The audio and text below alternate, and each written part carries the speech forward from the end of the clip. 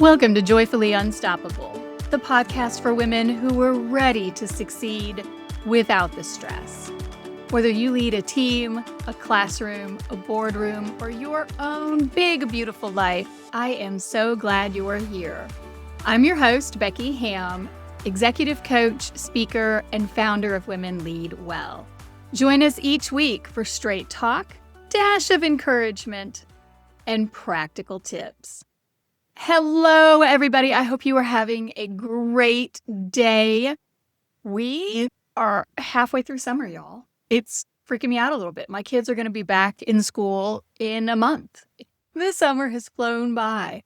I hope whatever your summer looks like for you, or whenever you happen to be listening to this episode, whatever your season is, I hope that it is treating you well. Today on the podcast, we are going to talk about your growth as a leader. Specifically, how you can be incredibly successful in your role and still feel like you have reached a ceiling. You work hard, people trust your judgment, your organization relies on you, yet the strategic work keeps getting pushed to the side and your team depends on you way more than they should. Does that sound familiar? I know at least a few of the women I coach, I say that, many of the women I coach would self-identify. And because you are so drawn into putting out fires and doing the work that your team ought to be able to do on their own, that means that you probably don't have the time and the energy and the focus to build the influence and the skills that you need that are required for your next opportunity. And so that's what we're talking about today. And I want to start out by saying that this has very little to do with your actual ability. You haven't hit that ceiling or feel like you're hitting that ceiling because you have hit the limit of your potential or your ability. It could be that you are applying the leadership strategies that created your success in previous roles, previous iterations of you, previous places on the career ladder. And what worked at lower rungs on those career ladder, it's just not going to work now. And it is not going to work as you continue to grow into more senior roles. I have built a program that focuses on executive leadership developing through 4 distinct stages. Each stage comes with a different challenge, a different priority, a different definition of success.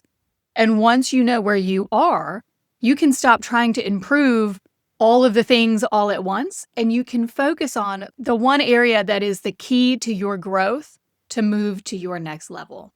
And so today I'm walking you through those 4 stages of the executive leadership continuum.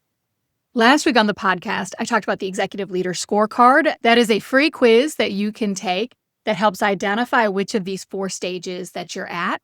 But as you listen to the episode today, maybe you will be able to identify your current stage and choose your executive priority.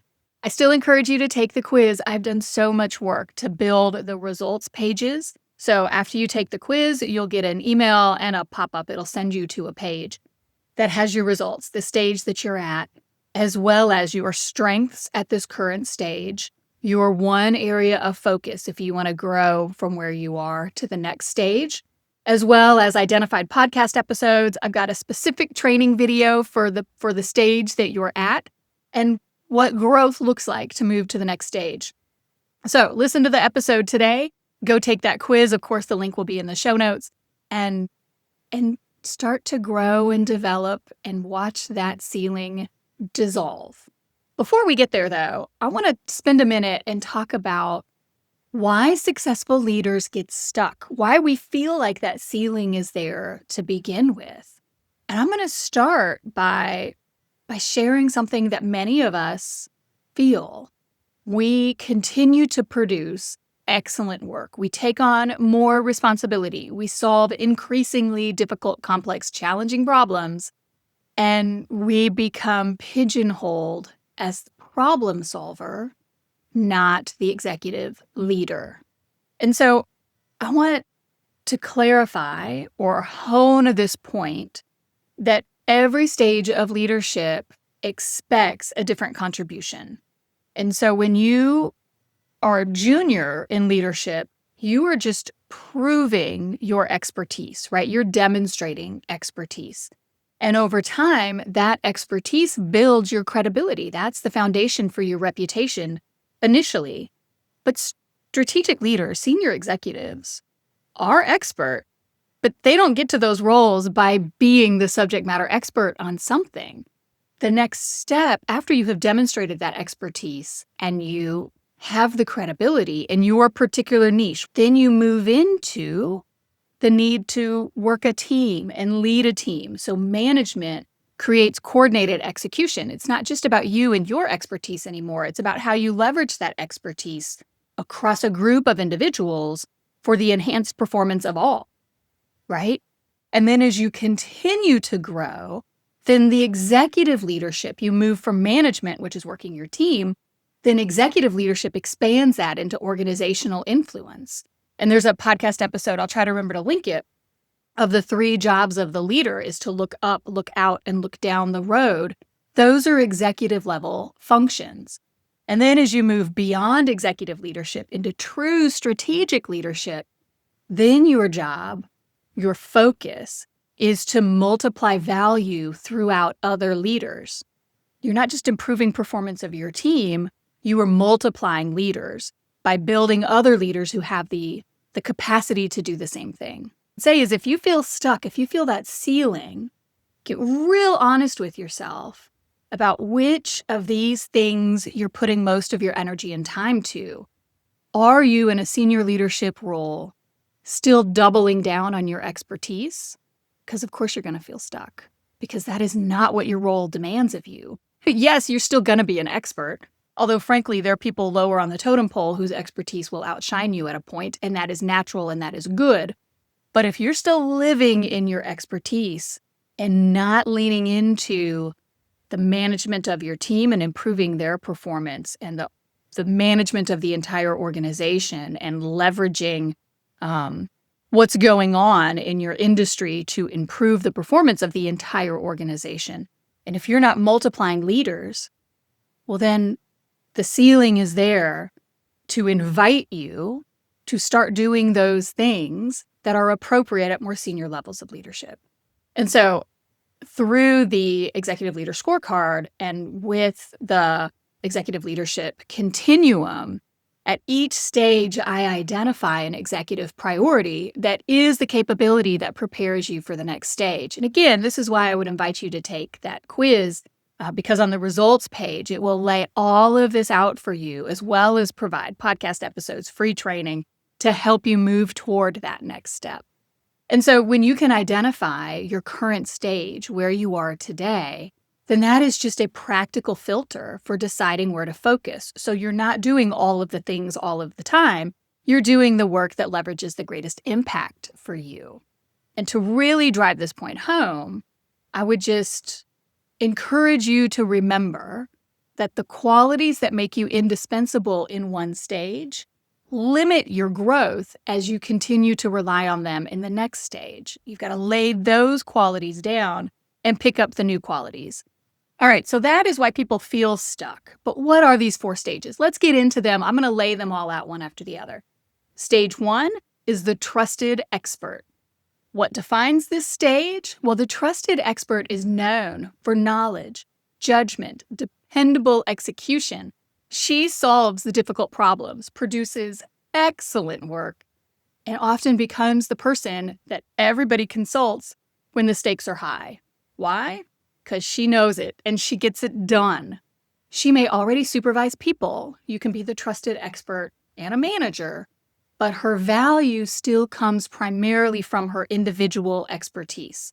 And to be clear about it, you might self-identify that your greatest value is your individual expertise, not your supervisory or managerial skills.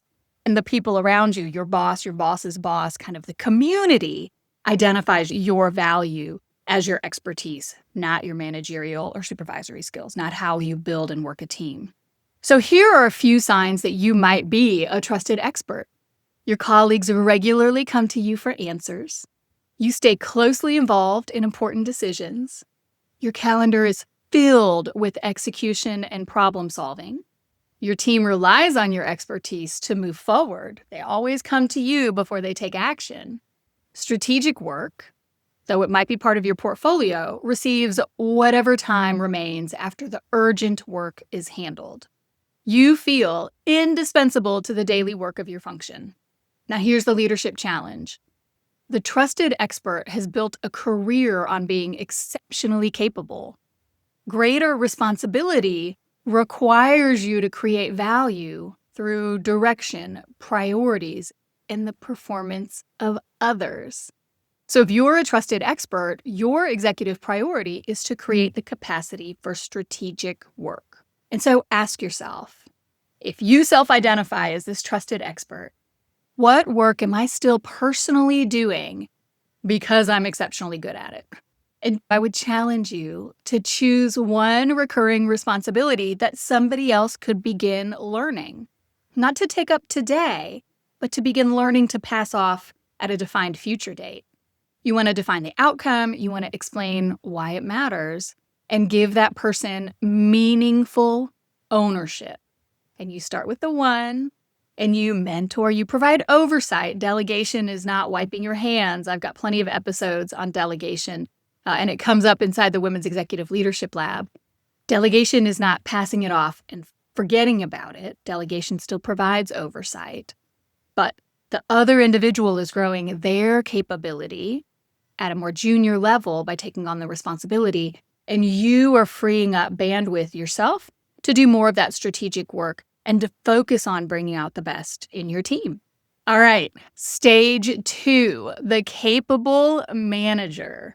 The capable manager successfully coordinates people, priorities, deliverables.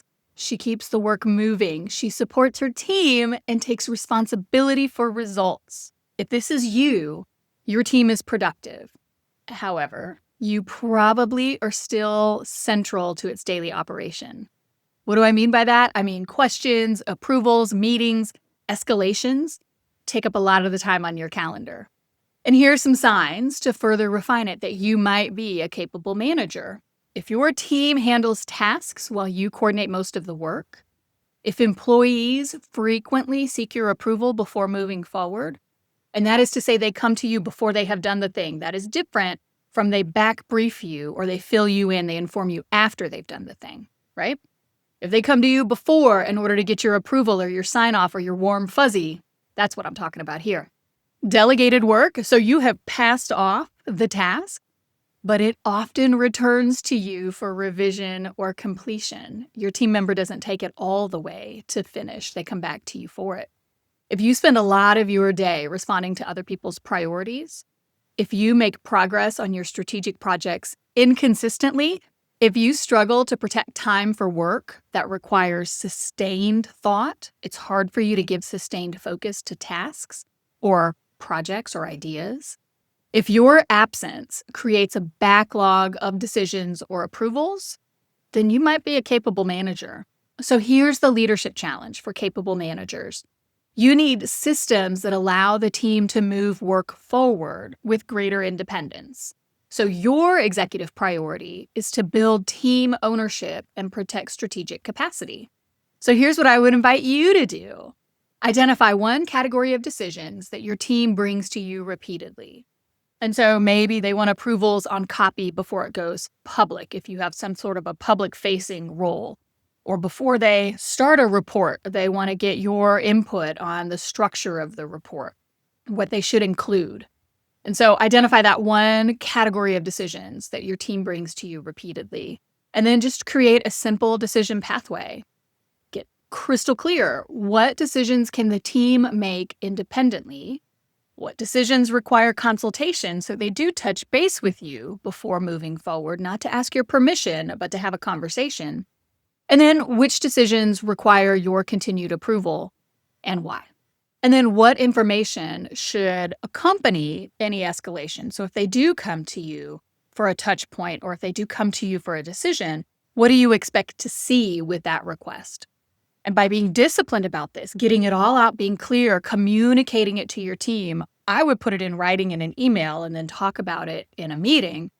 And then circling back and reinforcing, when they bring you something that is theirs to do, you can say, hey, look, remember, this is yours. You make the decision and come back. And then you move forward. So you reinforce it, but you be very clear in the beginning when you set the expectation. So everybody knows what they get to do on their own, what you guys are going to do together, and then what is still reserved for you.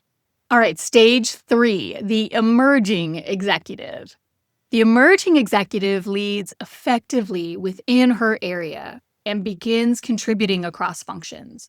She understands that her impact depends on how well she influences decisions, connects priorities, and represents the broader need of the organization. And so if you're an emerging executive, your leadership is becoming more visible. Your decisions affect people and priorities beyond your direct authority. And here are some signs that you might be an emerging executive. If you're trusted to lead large or cross-functional initiatives, if your role requires influence across departments, so it's no longer your team, you're working with others' teams, and oftentimes without clarified or specified authority, right? You're doing it through influence, not authority. If you're increasingly included in senior level conversations, a boss or someone senior to you will just pop in and say, hey, can I bounce something off of you? That's a great sign.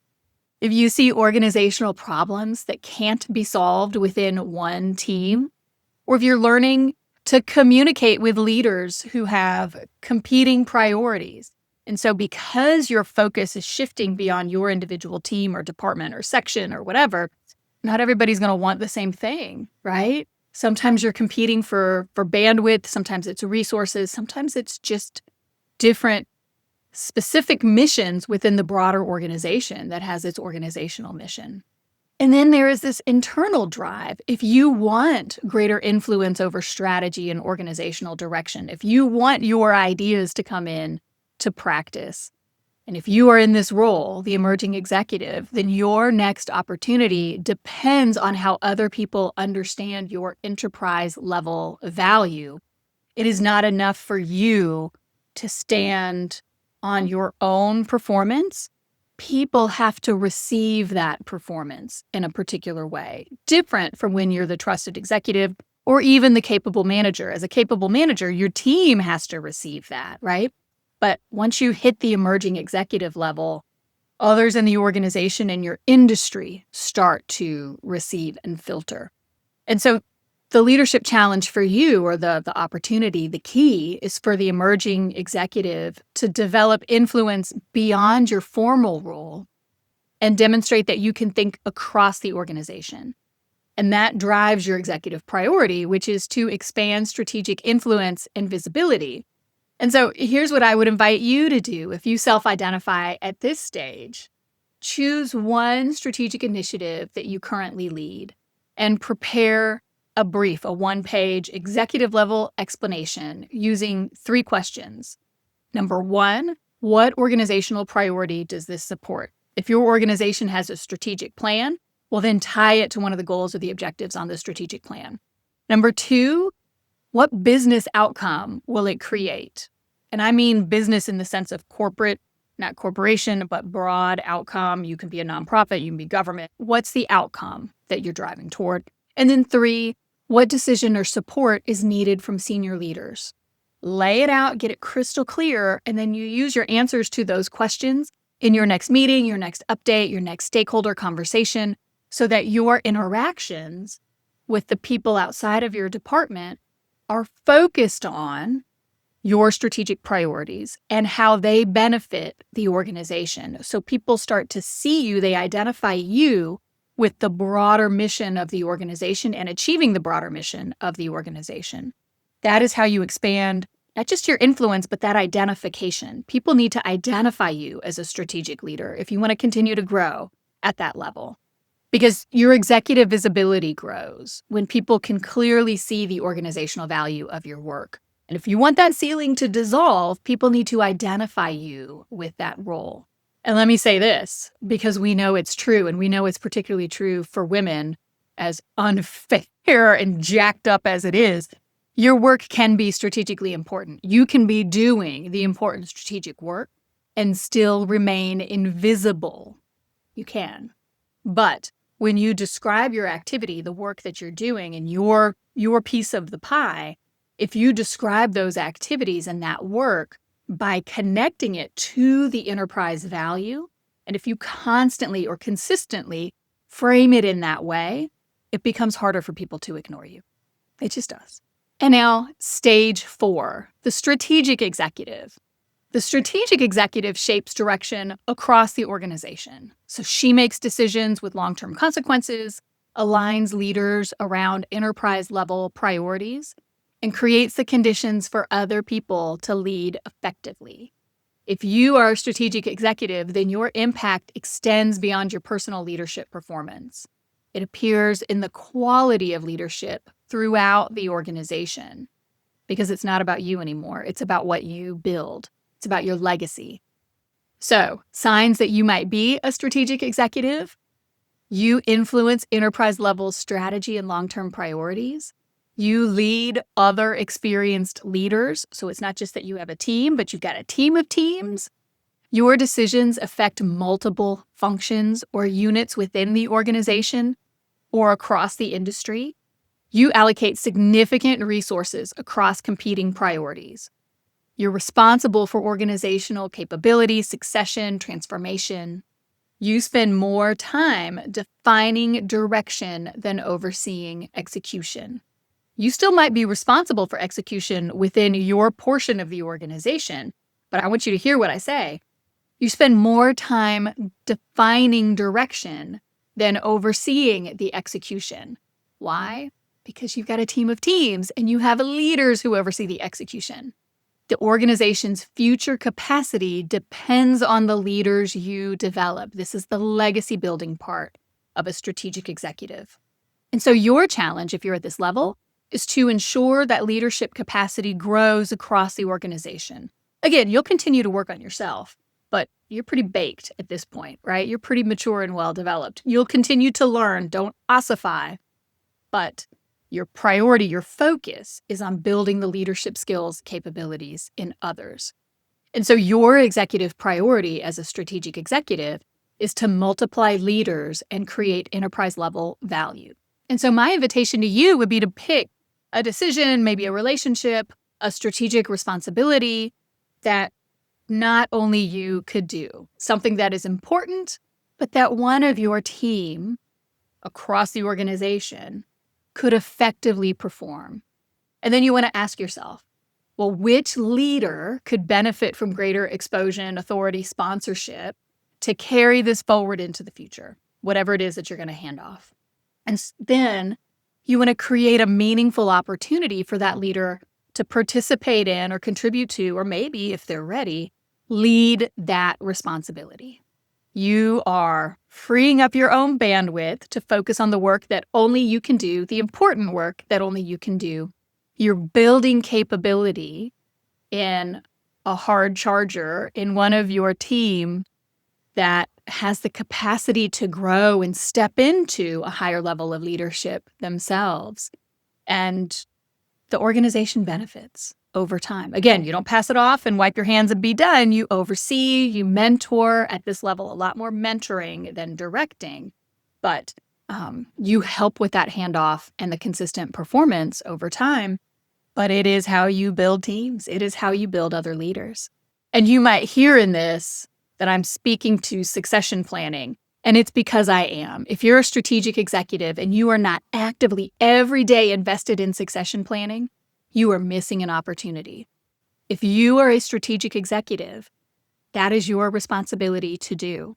As a strategic executive, your leadership is measured by what the organization can accomplish through the leaders that you have developed.